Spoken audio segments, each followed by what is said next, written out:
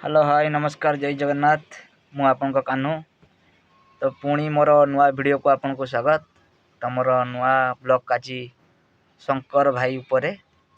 तो शंकर भाई आज से टिके सुरबुड़ा ठू बड़ पागल गुटे सुरबुड़ा ठू बहुत बड़ माने एत बड़ पागल कहि परिबेनी। आपन माने देखो से केमती पागलामी करूचंती अरे से पागलामी रो तांको पागलामी कथा संगरा आमे तांको पागलामी कर कथा को उत्तर दबा।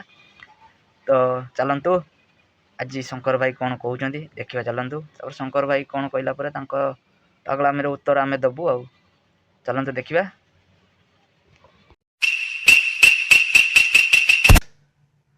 रही आगक आगक रिभेल हम आपण माने देखी चलतु एपिसोड को माने एबे बीजेपी छाड़े मुझे ना रिभेल करूनी किंतु सियोर हो जातु छाड़े आइदर छाड़ी पारती किंबा एकक संख्या गरिष्ठता प्रमाण देला बेले एमाने अनुपस्थित रही पारती।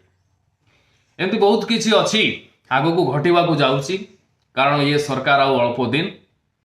अच्छा भैया शंकर भाई गोटे कथा कहबे आपन गोटे कथा कहल कौन ना आमर बीजेपी 11 विधायक आपको दल को डेइबे बा संख्यकरतार को से ना आनिबे। तो जदि कहउचंदी तो तांको ना टिके रिवील करंतु ना तो रिवील करंतु बेला आमे जानिबू जे आपनकर दम अछि बीजेपी आमर पळेइबो आपनक दल को डेइके। तो आमे बेले ना टिके कहलो खाली बेसी ना 4-5टा पद ना कहंतु जाने जानिया आपनक औकात केते बीजेडी रो केते औकात हो आ कौन कहला आम बीजेपी सरकार बहुत कम दिन रही।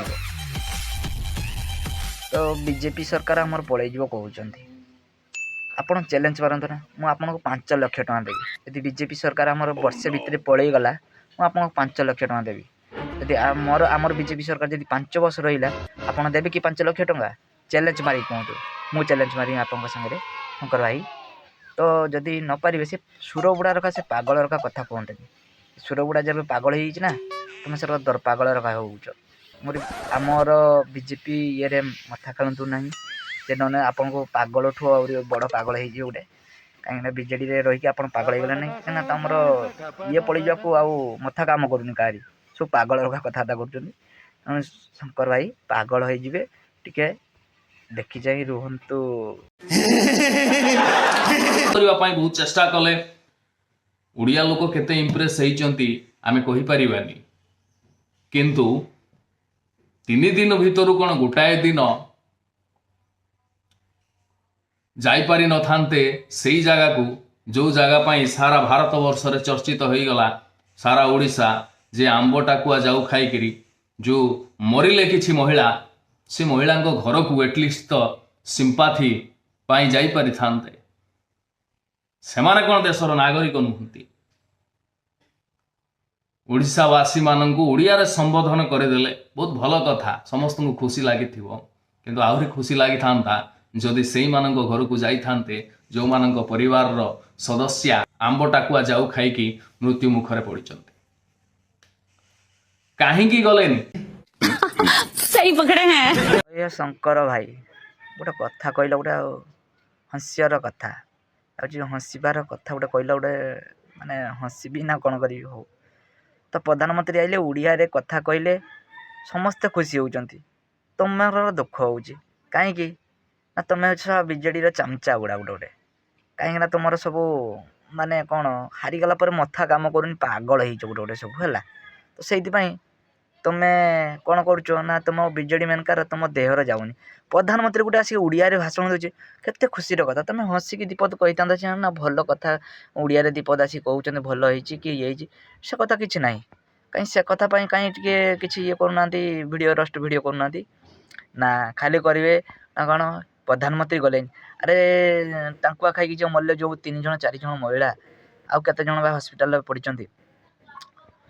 तो प्रधानमंत्री गले तुम कहूच तुम मुख्यमंत्री आम आर्मी वाला जिते मरीचंती घर को टिके आसचंती ना कि आर्मी वाला को टिके सम्मान जणाया आसचंती ना बेले अरे शुण भाई तुम्हें बीजेडी चामचा ना चाटा लोक सबू ତୁମେ କେନ୍ତା ଖାଇବା ପାଇଁ ମିଳୁଥିଲା ତୁମକୁ ବୁଝିପାରିଲ। ତେଣୁକରି ତୁମେ ଏବେ ଖାଇତେ ପାଉନ ଯେତେବେଳେ କ'ଣ କରିବ ଖାଲି ବିଜେପି କି କ'ଣ ଦୋଷ ଦେବ ଯେ ଆମେ କେମିତି ହାରିଯାଇଛ, ମଥା ଖରାପ ହେଇଯାଉଛି, ପାଗଳ ହେଇଯାଉଛ, କାରଣ ପଇସା ପତ୍ର ମିଳୁନି, ପାଗଳ ହେଇଯାଉଛ।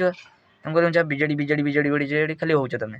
ତେଣୁକରି ତୁମ ମୁଖ୍ୟମନ୍ତ୍ରୀ ବେଳେ ଆମର ଦେଶର ଯେଉଁମାନେ ଆର୍ମି ଅଫିସର ଯେଉଁମାନେ ମରୁଛନ୍ତି ସବୁ ଆମ ଓଡ଼ିଶାରେ ଆସନ୍ତି ବେଳେ ଟିକେ ଫୁଲ ତୋଡ଼ା ଦେବା ପାଇଁ ଯାଆନ୍ତି ନା ବେଳେ ଇଏ କରିବା ପାଇଁ। ତେଣୁକରି ଭାଇମାନେ ଆପଣମାନେ ଶୁଣନ୍ତୁ ଏ ଚାମଚାର କଥା ଆପଣମାନେ ଶୁଣିକି ଆପଣମାନେ କହୁଛନ୍ତି କ'ଣ ନା ଆହୁରି ସେ ଭଲ କହୁଛନ୍ତି। ଆପଣ ଏମିତି ଚାଲନ୍ତୁ, ଆଗକୁ ମାଡ଼ି ଚାଲନ୍ତୁ, କମେଣ୍ଟରେ ମାଧ୍ୟମରେ ଲେଖୁଛନ୍ତି।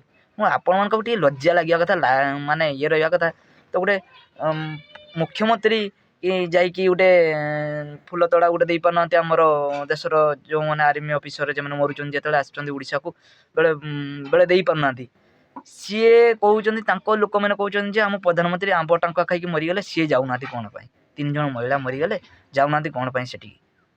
ତ ୟାଠୁ ଆଉ ଲଜ୍ଜାଜନକ କଥା ଆଉ ଆମ ପାଖରେ କିଛି ନାହିଁ। ତୁମରି ଭାଇ ବିଜେଡ଼ି ଭାଇମାନେ ଆପଣଙ୍କୁ ଟିକେ ଲଜ୍ଜା ରହିବା ଦରକାର।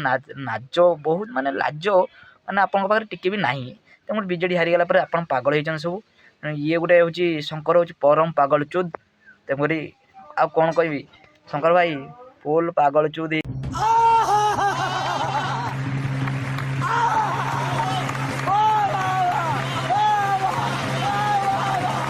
ପ୍ରଶ୍ନ କରିବା ତୁଷ୍ଟିକରଣ ରାଜନୀତି ବା ଘୃଣ୍ୟ ରାଜନୀତି ହେଲା କେମିତି?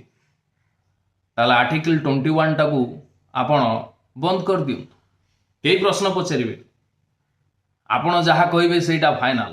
ଆପଣ ଭାବୁଛନ୍ତି ଚାଇନାର କମ୍ୟୁନିଷ୍ଟ ଶାସନ ଚାଲିଛି ବୋଧହୁଏ, ଏଇଟା ଗଣତନ୍ତ୍ର ଶାସନ। ଏଠି ପ୍ରଶ୍ନ ପଚରାଯିବ ସିଂହାସନକୁ। ସମସ୍ତେ ପଚାରି ପାରିବେ, ସମସ୍ତଙ୍କର ପଚାରିବାର ଅଧିକାର ଅଛି। ସମସ୍ତେ ପଚାରିବେ ଯଦି ସେମାନେ ଖରାପ ହେଇଗଲେ, ଏ କଥାଟା ନିହାତି ପାଗଳ ଯିଏ ଥିବ ସିଏ ହିଁ ଚିନ୍ତା କରିବ ଯେ ଆମ ସରକାରକୁ କାହିଁକି ପ୍ରଶ୍ନ କରୁଛ। ପ୍ରଶ୍ନ ତ କରାଯିବ।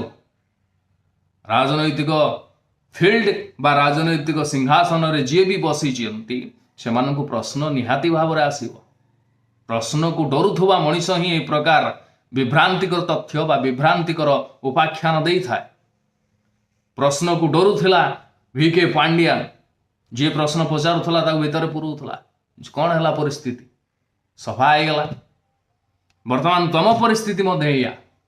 ପ୍ରଶ୍ନ ପଚରା ଯାଉଛି, ଉତ୍ତର ଦେବାକୁ ତମେ ବାଧ୍ୟ, କାରଣ ଉତ୍ତର ଦେବା ପାଇଁ ଜନତା ତମକୁ ବାଛିଛନ୍ତି, ଜନତା ତମକୁ ଭୋଟ ଦେଇକି ଆସନରେ ବସେଇଛନ୍ତି। अरे कहना क्या चाहते हो? ହଏ ଶଙ୍କର ଭାଇ, ତୁମକୁ ତ କେହି ପ୍ରଶ୍ନ କରିବା ପାଇଁ ମନା କରିନାହାନ୍ତି, କେହି ତୁମକୁ ପ୍ରଶ୍ନ ନା କି କେହି ଭିତରକୁ ତୁମକୁ ଗଳେଇ ନାହାନ୍ତି। ଆରେ ଭାଇ ତୁମ ନାଁରେ କେସ୍ ଆସିଛି, କେସ୍।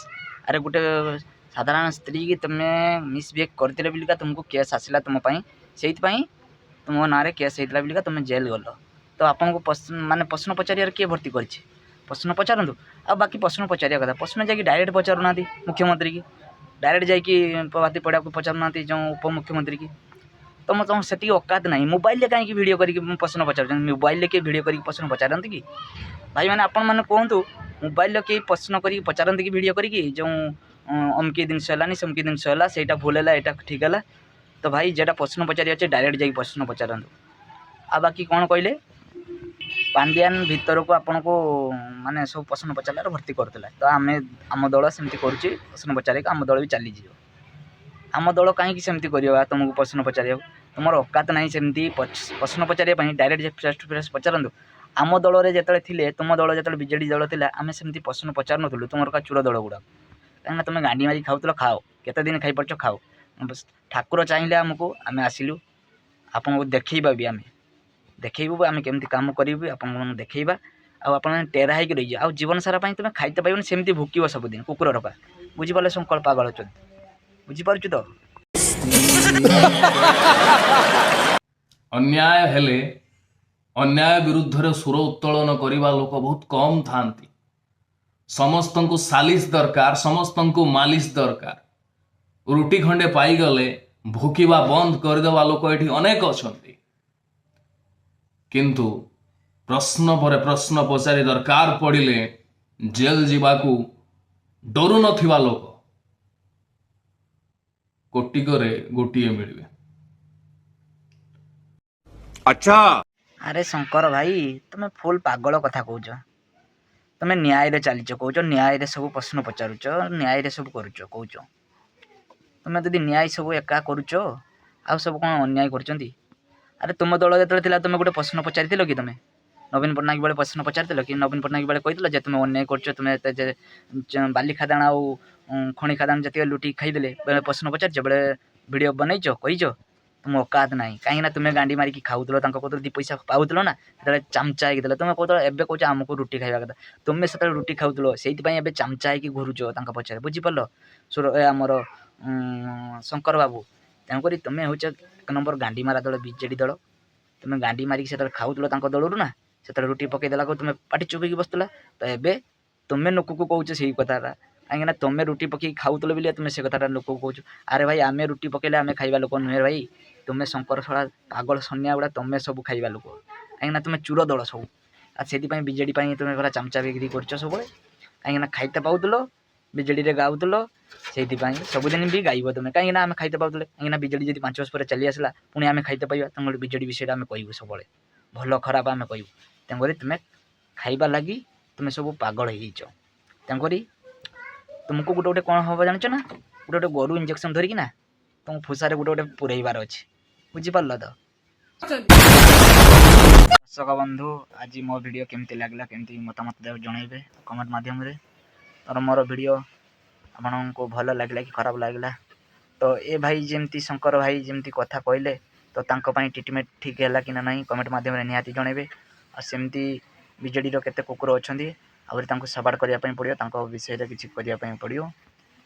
ତ ମୋର ଭିଡ଼ିଓ କେମିତି ଲାଗିଲା କମେଣ୍ଟ ମାଧ୍ୟମରେ ମତାମତ ଜଣାଇବେ କମେଣ୍ଟ ମାଧ୍ୟମରେ। ତ ରଖୁଛି, ଜୟ ଜଗନ୍ନାଥ, ଜୟ ଶ୍ରୀରାମ।